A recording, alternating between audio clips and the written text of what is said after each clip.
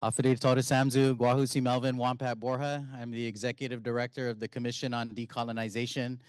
I want to thank you all for being here to join us for the 2025 Fanhita Conference. We're really excited to see so many faces in attendance. Um, if you know of anybody who had a difficult time registering, please let us know. We got a flood of phone calls yesterday because registration filled over the weekend and we were at full capacity. So we expanded the capacity slightly. It's really just enough to fit in this room, but it's a great problem to have, to not have enough seats for people who want to learn more about decolonization. Normally, we're hunting people down to fill the seats. So thank you all for being here. We're really excited about this year's Fanhita and the themes that we have laid out. The major focus for us this year is to get more community involvement. I see a lot of our SINA in the room who are acutely aware of our history around this issue. This is not a new issue. This is something that we've been fighting for since we've had our self-government taken from us, and we've been owed our right to self-determination. So, we're proud to take our place and continue the fight. And I'm also excited to see a lot of young people in the room because you folks will inherit this struggle. And the further we push it along, the better your run will be. Um, we are going to get started in just a moment. I just wanted to do some real quick housekeeping that is not very exciting, but necessary. Um, as I mentioned earlier, restrooms are out the door and to the right. We will be starting shortly and ending conference today around 4 p.m. We will be doing a group photo today, so please don't leave before that. We'd really like to capture all of the faces here to participate. If you had any issues at registration, please see myself, Harmony in the back, and Byron is out in the front, I believe. In your registration packet, you should have received a tote bag, some of our educational resources. There's some stickers in there, the program, and you should have received a t-shirt. If you did not, please let us know. The t-shirts were special run for this conference, so hopefully you got one. They are done in collaboration with Opaque, which is part of our educational platform, and we'll talk to you a little bit more about that later today. We got a fantastic lineup, a lot of excellent experts that are here to share their experience and their knowledge with you. Some of the folks that are here with us today have been involved in this struggle for a very long time. And, we've lost a lot of leaders over the years. And so for our young people, I really encourage you to make the connection with our SINA and take the opportunity to learn while you still can. We're very proud of you for being here, and we're really grateful for your interest in this issue. If any of you are unfamiliar with our website, it's decol.guam.gov. I encourage all of you to go and take a look at it. The QR codes are on your t-shirt. There's a QR code on the breast in the logo. That QR code is functional. If you scan it, it'll take you directly to our website where you can access all of our educational material in digital format. We have an extensive amount of research done. We really are just carrying the torch from those who have done this before us.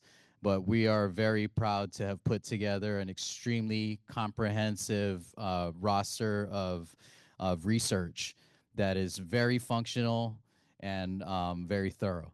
So thank you all for your interest in Guam's decolonization and resolving our political status. Before I pass on to Governor for opening remarks, I just want to recognize our dignitaries that are present. Of course, the Honorable Magahaga Lourdes A. Leon Guerrero. She's also the chairwoman of the Commission on Decolonization. Thank you, Governor, for being here. The Honorable Joshua F. Tenorio, Segundo Magalang Guahan. The Honorable Jesse A. Lujan, Senator, 38th Guam Legislature. Hafiday Senator. The Honorable Tello Taitagui, Senator, 38th Guam Legislature. Thank you, Senator, for being here. The Honorable William Parkinson, Senator, 38th Guam Legislature. I don't think he's here. Is he not here? He's registered. I'm going off my registration list, guys. The Honorable Therese Terlahi, former Speaker and Senator of the 38th Guam Legislature. Hafiday Senator, thank you for being here. The Honorable former Senator Clinton Rogel, who's also the Deputy Chief of Staff for the Office of the Governor. The Honorable Judith T. Wampat, former Speaker of the Guam Legislature. She's also my mom. Hi, Mom. Oh, they are here. Okay. We also have Senator Vince Borja, who is here, right? Yes, I saw him this morning. Hafiday, Senator. I'm sorry, I'm just going through this list as best I can. We have the Honorable Senator Tina Muñoz Barnes. Hafiday, Senator. We have former Congressman Robert Underwood. Hafiday, Congressman, thank you for being here. Former Senator John Kanata. Former Senator Kelly Marsh Taitano. And former Senator Sarah Netterduck. Also with us is the Honorable former Senator Hope Cristobal. Hafiday, Sana. I hope I didn't miss anybody. Did I miss anybody? Is somebody a senator that I didn't know about? Just checking. Just checking. Huh? Oh, yes. Yes, we also have our dignified guest, of course, Dr. Carlisle Corbin, Dr. Sam Betances. Thank you for being here. And then we have I'm not sure if our youth Congress representative is here, but he will be participating in the conference, and I want to recognize him, GYC Representative Anthony Tatfaris, who is also a member of the COD board. All right. And now my official formality business is done. Thank you all again for being here, and I look forward to engaging with you over the course of today and into tomorrow. We have a great lineup planned for you and a lot of fantastic breakout sessions. The conversation is going to be heavy, just to warn you, but it's very insightful and very functional, and we hope that you folks take something away from it. Thank you again for attending with us, and I hope that this is enriching for you. Please, if I may, I'm going to introduce our governor who's going to be providing opening remarks. The Honorable Lourdes A. Leon Guerrero is the 9th governor of Guam and the first woman to hold the position. She is a registered nurse, a former senator, and a business leader. She has dedicated her career to public service, healthcare, and economic development. Since 2019, she has served as the chairwoman of the board of the Commission on Decolonization. Governor Leon Guerrero continues to prioritize self-determination and decolonization for Guam, and her leadership is recognized through numerous awards and her continued commitment to improving the lives of the people of Guam. Please help me in welcome for opening remarks, the chair of the Commission on Decolonization, Magahaga Lourdes A. Leon Guerrero.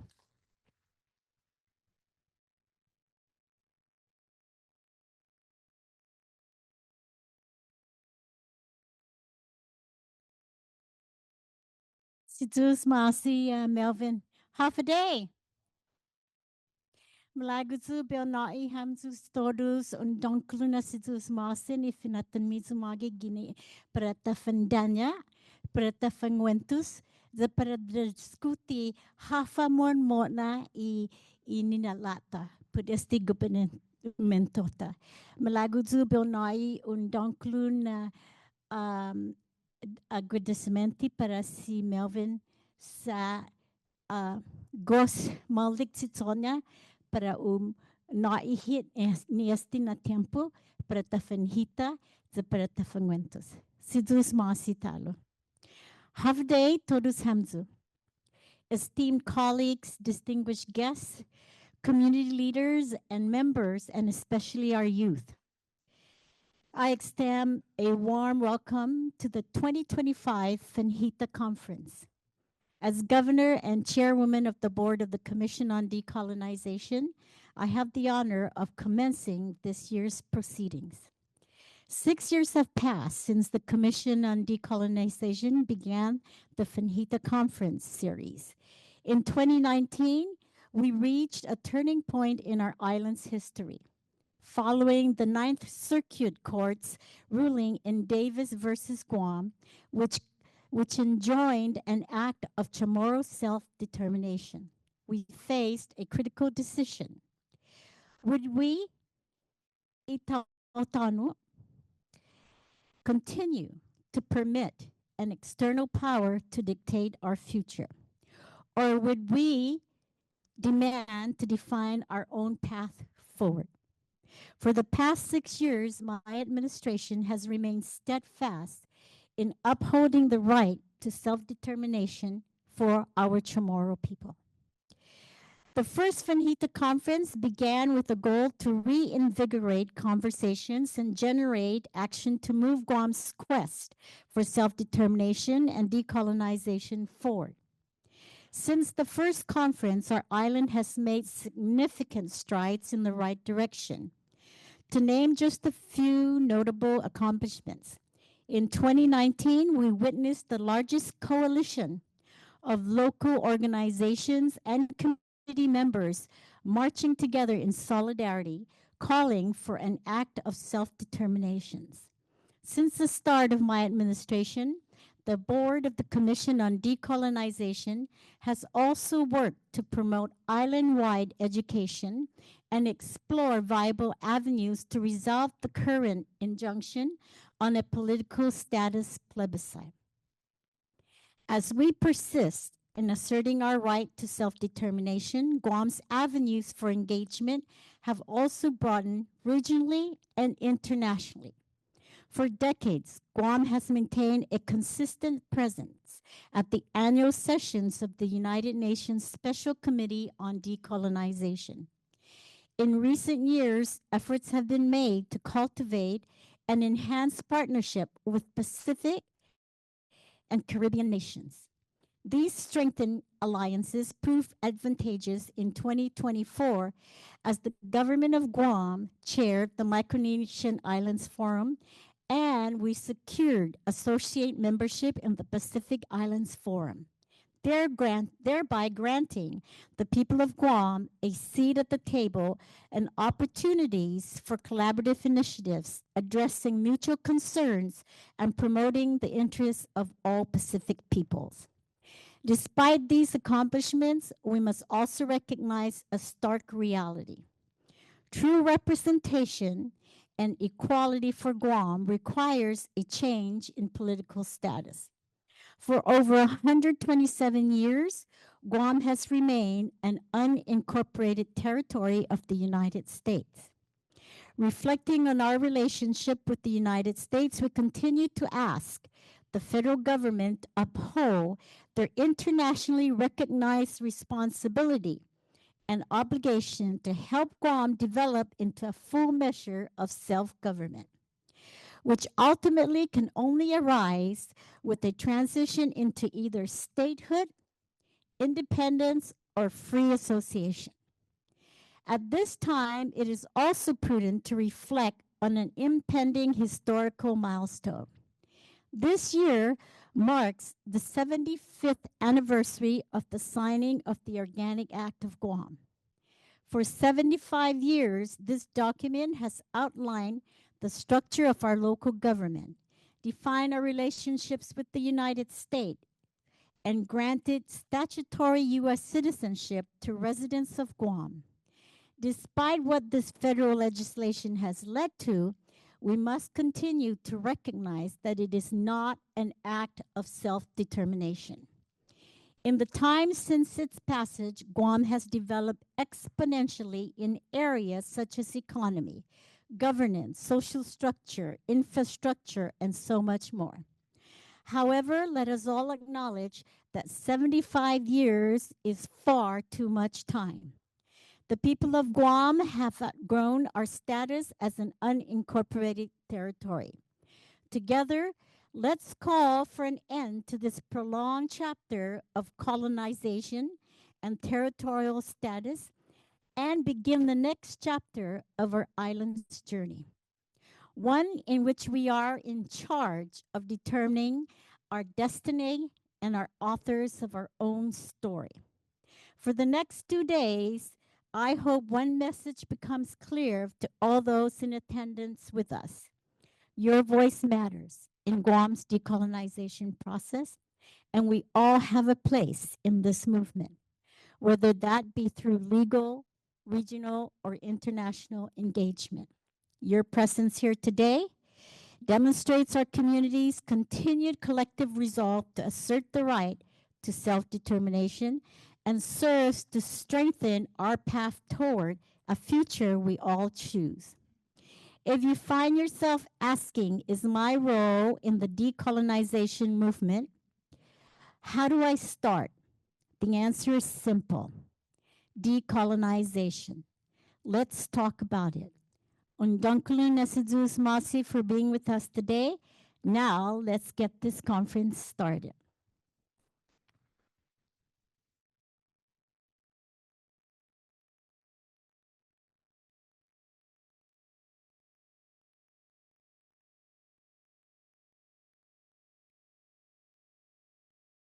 Suzumasi Magahaga.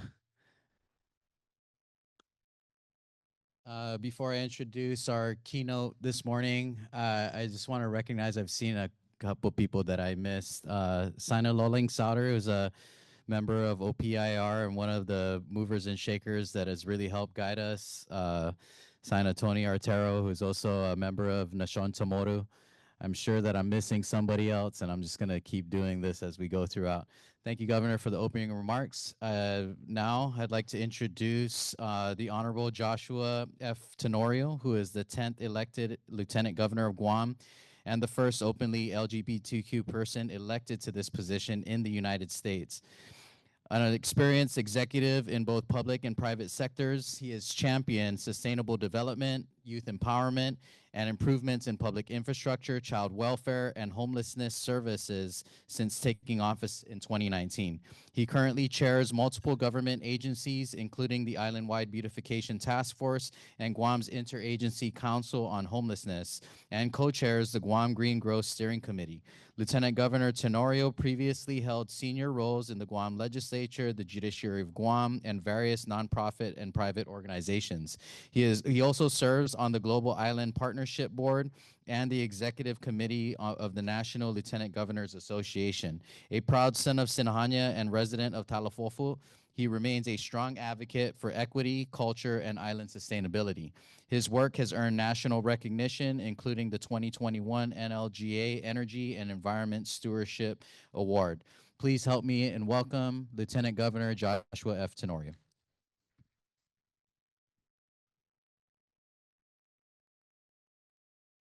Thank you, Mel. I was just telling the governor that I need to take a new picture. Thank you for providing me this opportunity to share my perspective on our decolonization efforts and the path we must pursue. This morning, I'm going to discuss Guam's past efforts to address its complicated political relationship with the United States, what I perceive to be Guam's place in the world, the current challenges to the global world order and rule of law as it affects our island, and the need to widen community interest and concern for Guam's future. My interest and involvement in Guam's political status started when I was a 15-year-old student in high school, like these students down here, back in 1989, and first elected to the Guam Youth Congress. I attended a congressional field hearing in Hawaii on the Draft Commonwealth Act, and then a national conference on political status in the territories in Washington the following year as part of my responsibilities. It was a wonderful opportunity for a young mind, and at that time, the whole of the government of Guam and its political leadership was in pursuit of U.S. congressional adoption of the Draft Guam Commonwealth Act. Significant effort was being led by Governor Joseph Atta as a bipartisan issue with the Guam legislature as full partners. This was an unprecedented movement initiated during Governor Ricky Berdalio's second term, resulting from the defeat of the Guam Constitution and a series of referendums and plebiscites that delivered a mandate from Guam voters. Commonwealth was an enhanced interim status, meant to be a bridge to the full exercise of self-determination. The movement was impressive and quite sophisticated, and the brightest minds were assembled to participate in a very focused and long-term engagement with numerous federal authorities.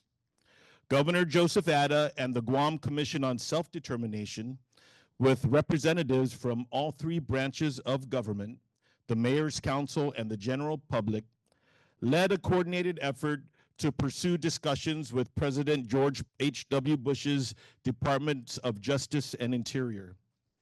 Despite a series of structured engagements encouraged by the Congress and considerable effort spent by the Commission on behalf of GovGuam, the Bush administration task force on Guam, known as BATFOG, ended up issuing a series of reports that countered the legality of the Commonwealth Act's provisions approved by Guam voters. There was a general view that any progress in discussions was essentially reversed with the issuance of those reports. Guam's role in national defense also began changing, beginning with the Base Realignment and Closure Commission in the early 90s, the Naval Air Station, the Ship Repair Facility, the Naval Supply Depot, and Marine encampments have been restructured and closed. Assets were returned to the government of Guam, and the Guam International Airport Authority was able to significantly expand to support Guam's flourishing tourism economy. Landowners in some parts of Tizen received property that had previously been intended for the Guam Economic Development Authority to develop prior to the Ancestral Lands Act. Other assets were given to Guam to enable private sector operations for ship repair and port activities. The effort to pursue Commonwealth status was renewed by Governor Carl Gutierrez as he led an aggressive push to continue discussions with the same federal departments, but this time under the Clinton administration. President Clinton even appointed a presidential negotiator for the status of Guam in John Garamendi, who was eventually elected and still serves in the U.S. Congress. Governor Gutierrez sought to utilize the American political process to bring attention to the cause of Guam. He successfully raised Guam's stature in American politics through his significant involvement and leadership in the re-election of President Clinton. But that effort resulted in a significant partisan blowback by the new Republican majority in Congress and a successful effort that scandalized his efforts, painting them as an attempt for a quid pro quo for Guam and lumped Guam campaign support with illegal foreign donors, the political controversy of that time. Up north, the CNMI had a flourishing and profitable garment industry that was under intense federal scrutiny for workplace abuses and human trafficking. The objective of the majority congressional Republicans was to celebrate the Northern Mariana Islands as the bastion of free market, without the inconveniences of federal minimum wage and labor standards. They compared the CNMI to Guam and described our island as an economic basket case because of the federal wage and workplace standards.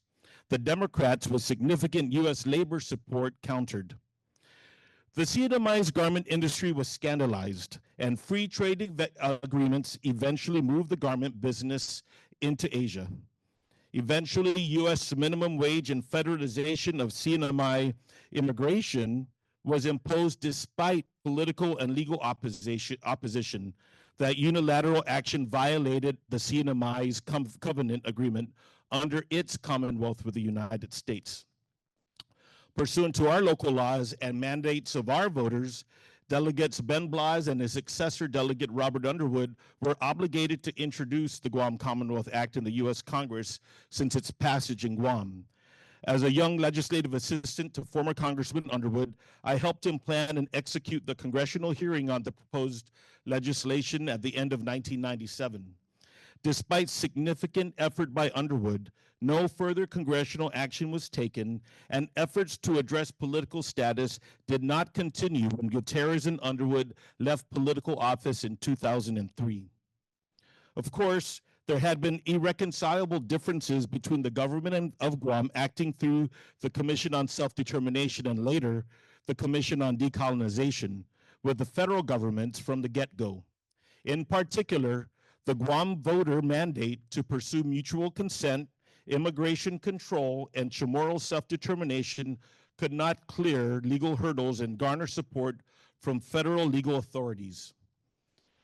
Despite political support from some political leaders in the Clinton administration and those in Congress, federal legal authorities prevailed.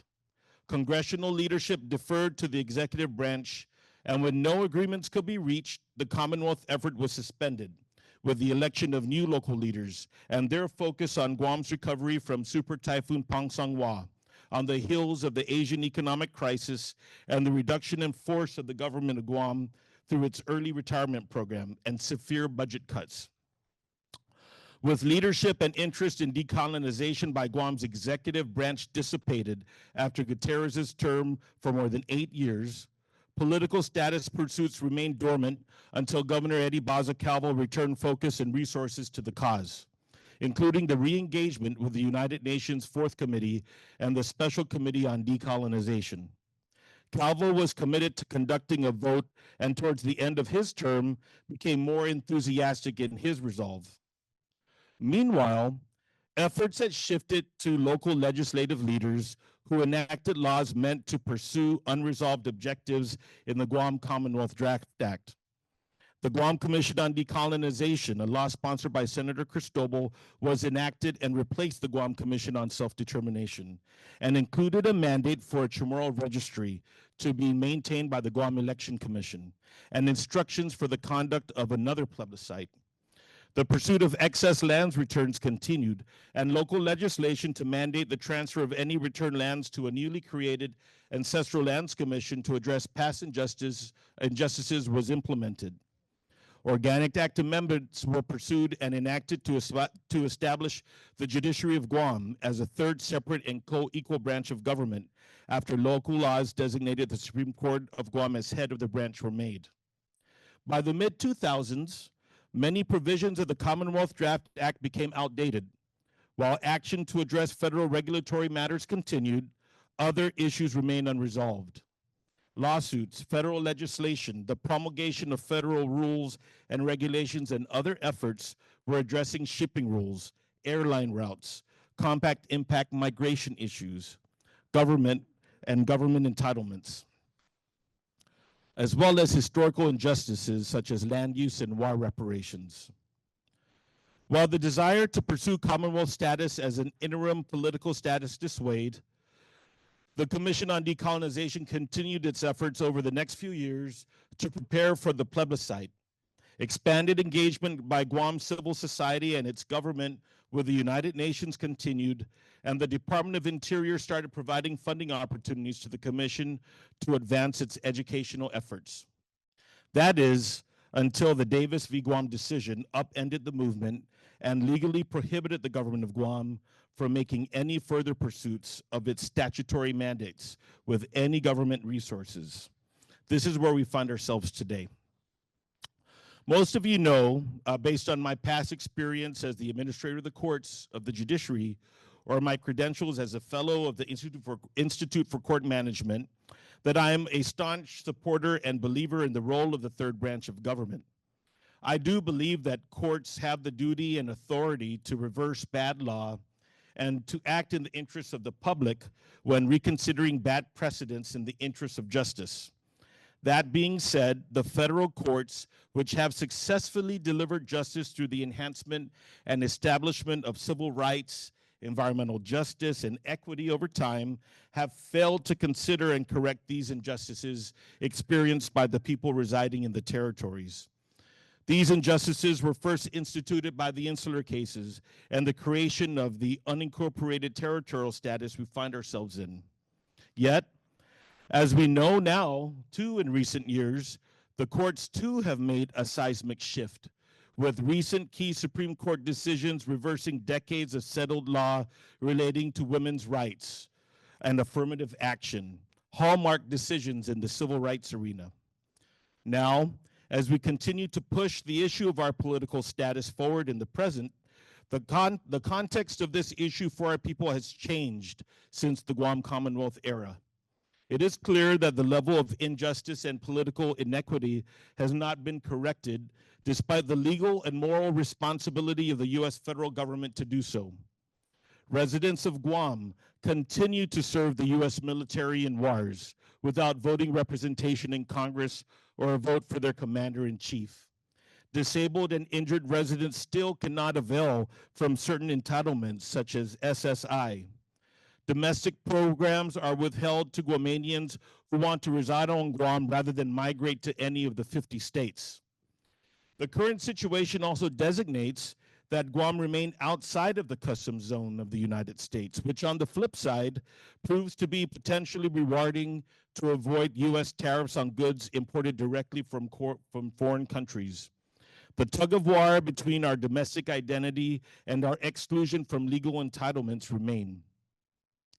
It is true that our people have enjoyed the opportunities presented by the Organic Act through the establishment of our local system of government that almost wholly mirrors the functions of that akin to a state. This included the opportunity to elect our own governor, which was allowed in 1968 and effectuated in 1970, ending a long period of governance done through the appointment of high-ranking naval officials and political civilian appointees. We also were given the opportunity to have a delegate to Congress in 1972, providing our island a seat in the House of Representatives despite it being a non-voting one. Our island has also requested for changes to the Organic Act to allow for more political and civil mobility. They've also benefited from the granting of U.S. citizens for native-born residents for 75 years now. But there is no doubt that limitations to our potential and confines based on our political status as an unincorporated territory remain. With no voting representation in the House and our complete absence in the U.S. Senate, we remain at a disadvantage. A remaining obligation to the U.S. Congress, through the Treaty of Paris that facilitated Guam's cessation to the United States is the responsibility of the island's native inhabitants to be allowed to vote for their civil and political future. There is a leading and integral role for Guam's delegate in the U.S. House of Representatives as a member of the U.S. Congress. The role of the delegate, when it was provided to Guam, created an opportunity for our island to have a greater access to lobby for political parity. And in the past, Guam's delegates made a concerted effort to advance the Guam Commonwealth Act when that was a focus and mandate of our people. Today, our delegate's office must be leveraged to petition Congress to effectuate a process and a pathway of self-determination for the people of our island. It is imperative for us to remind ourselves that the issue of Guam's self-determination is an issue that is based on legitimate moral principles and values.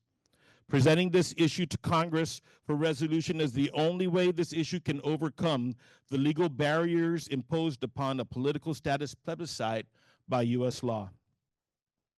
But these are complicated times for sure, and the renewed attention to Guam's role in national defense and the narrative to maintain a free and open Indo-Pacific means that the burden of peace is being shouldered once again by the people of Guam, and with supporting roles being played by other jurisdictions in the greater region.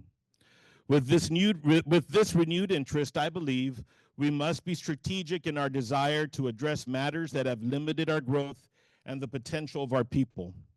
That being said, a great disruption has occurred in the United States and the world in January, with a seismic shift to the right in authority and philosophy.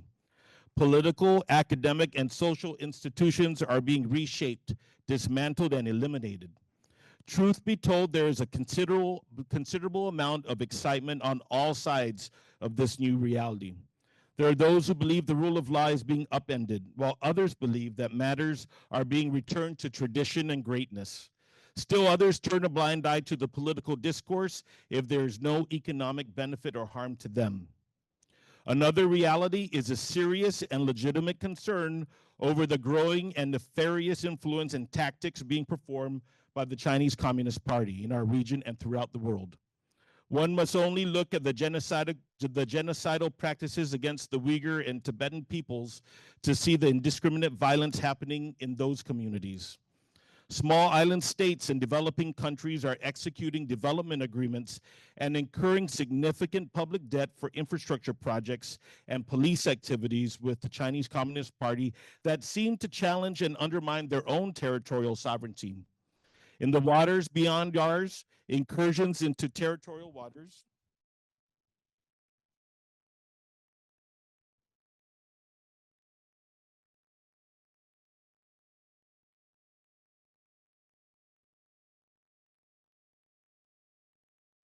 I guess that was the time. It wasn't. Test, mic test, mic test, mic test, mic test. Check, check, check.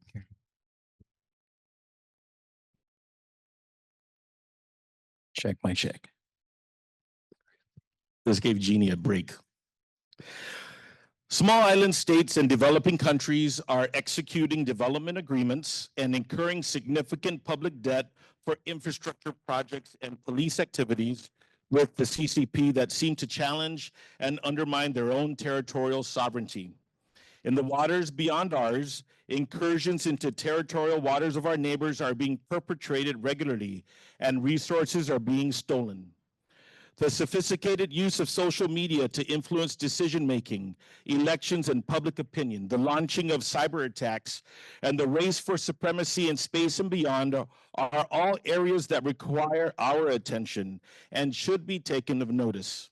So too is the need for sustainable development, territorial integrity, and the resilient public infrastructure in the face of expanded militarization, threats from sea level rise, poverty, and widespread drug abuse. These are the important issues we face, and sea level rise is the existential threat we face today and in the long term. And guess what? Sea level rise and climate change are not mitigated or avoided by political status or closed borders. Opinions, too, are being articulated by those at the highest levels of American politics to expand geographic and political authority over Greenland and the Panama Canal Zone in the interest of international security and fair trade. The need to crack down and eliminate fentanyl and other narcotics, and the priority for deportation of migrants and refugees flooding the United States are placing unprecedented challenges between the United States and its northern and southern neighbors. Tension abounds. Those too must be noticed and considered. As a people, we are confronted with a legacy and experience of being violently invaded and occupied during the Great War.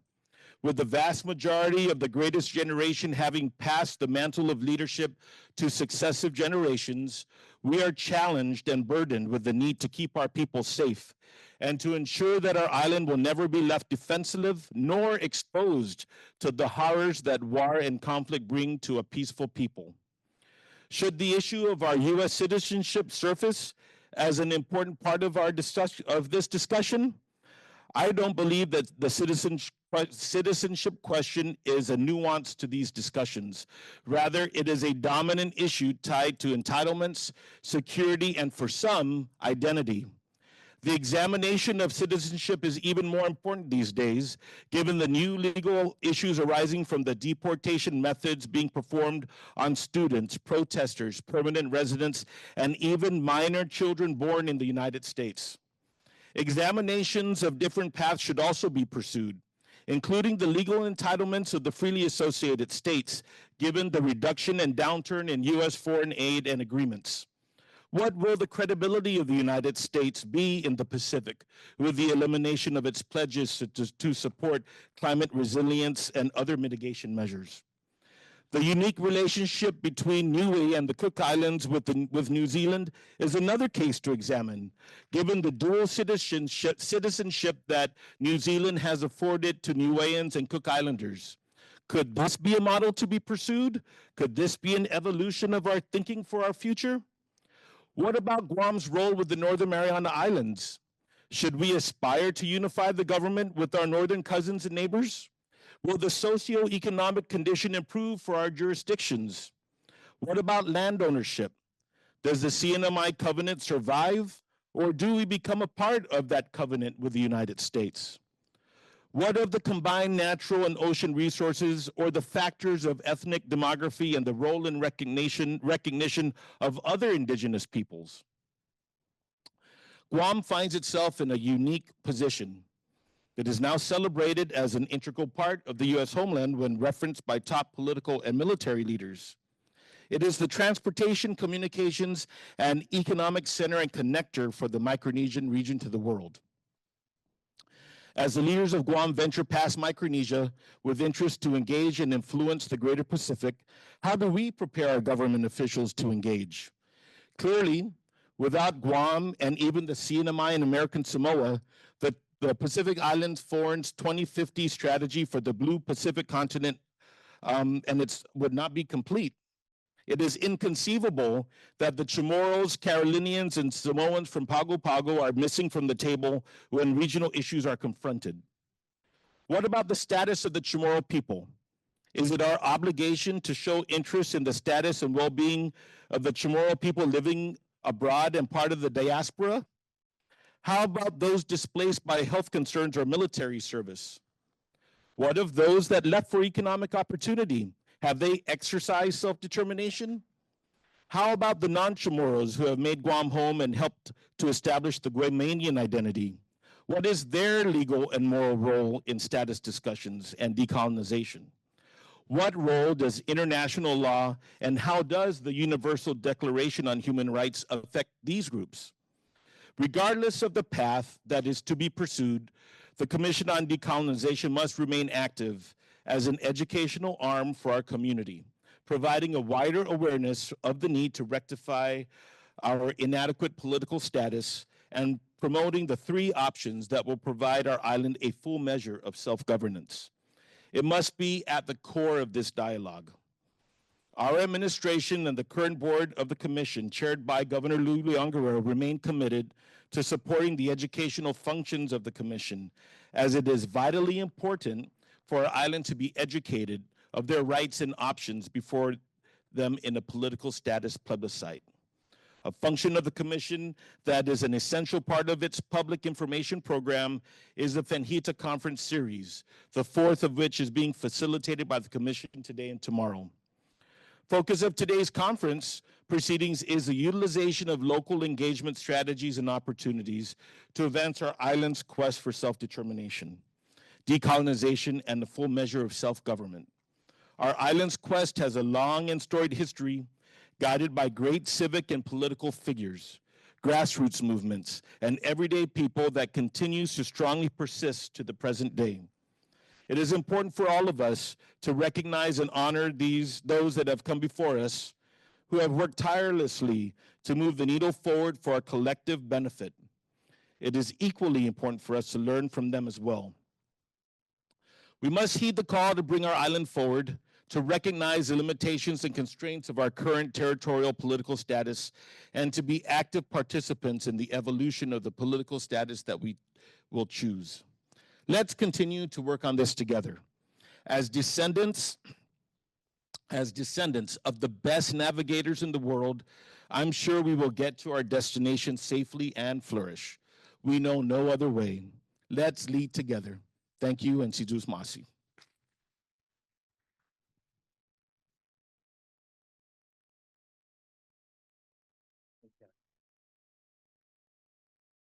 Sidus Masi, Lieutenant Governor Tenorio.